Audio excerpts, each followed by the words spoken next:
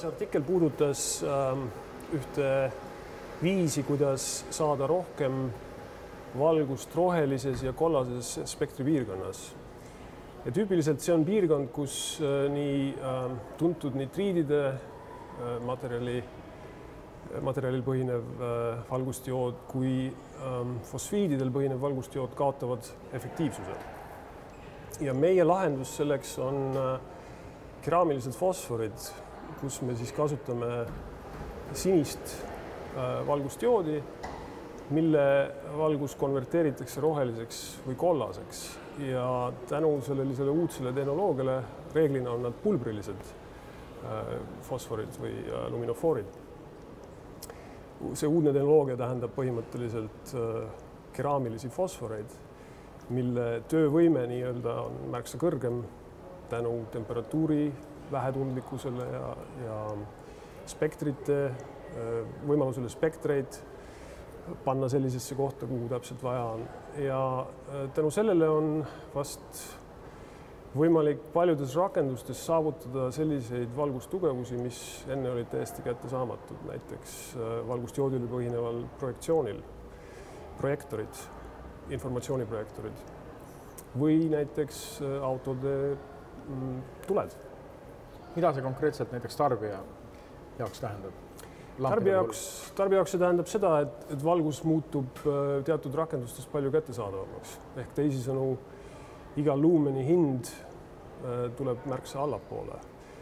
Võrreldes otse pooljuhtidega genereeritud valgusega rohelises ja kollases piirkonnas selliste valgustjoodide efektiivsus on kuni 80% kõrgem sama elektrikulu juures, mis tähendab ka siis, kui tootmiskulud oluliselt ei tõuse, siis põhimõtteliselt valguse hind.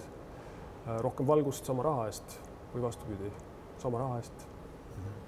Aga mida see konkreetselt selles rohelises ja kollases diapasoonis tähendab? Neid tuleb siis tugevamalt juurde või sellele valguse spektrile? Just nimelt, jah, selles mõttes, et näiteks need luumenid või valgustugevus, mida inimene näeb ekraanil, on paljudel juhtudel defineeritudki rohelise kanali valgustugevusega projektsioonis ja kui seda kanalit võimendada kõvasti, siis kogu pilt muutub eredamaks, värvid muutuvad rohkem nähtavamaks, värvigamma muutub paremaks, kui kasutada tugevamaid valgusallikaid. Ja ma arvan, et see mingil määral mõjutab palju teisi rakendusi ka veel teatud hetkel.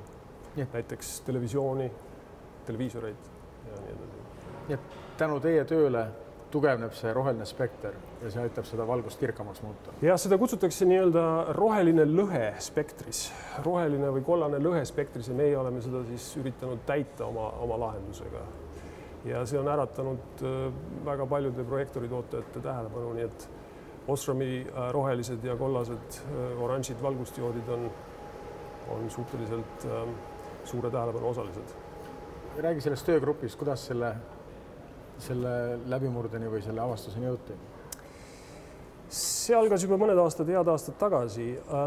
Meil on küllaltki tugev grupp või väga tugev grupp, keraamikuid, kes oskavad materjale kokku meisterdada sellisel kujul, et nad tihenevad, kuid nende valgust genereerivad omadused säilivad.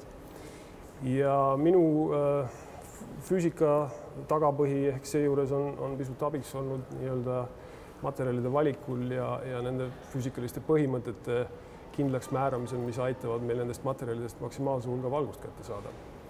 Ja samuti on meie grupis olnud inimesed, kes testivad neid materjale, kes määravad nendele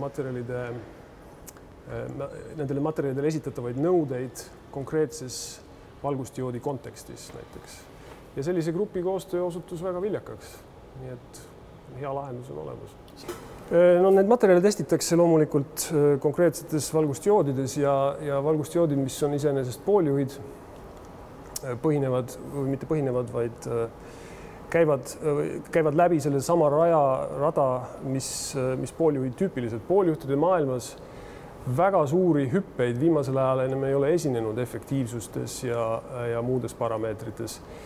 mis keraamiliste konverteritega, keraamiliste luminofooridega kaasnes, oli valgustugevuse või valguse genereerimise efektiivsuse hüppeline tõus ja seda tavaliselt tõepoolest sellisel kujul vähemalt viimastel aastatel ei ole eriti tihti näha, et ühel hetkel teatud valgusdioodi konfiguratsioon osutub 70–80% efektiivsemaks kui näiteks otse nitriididel põhinev või otse fosfiididel põhinev valguse genereerimine.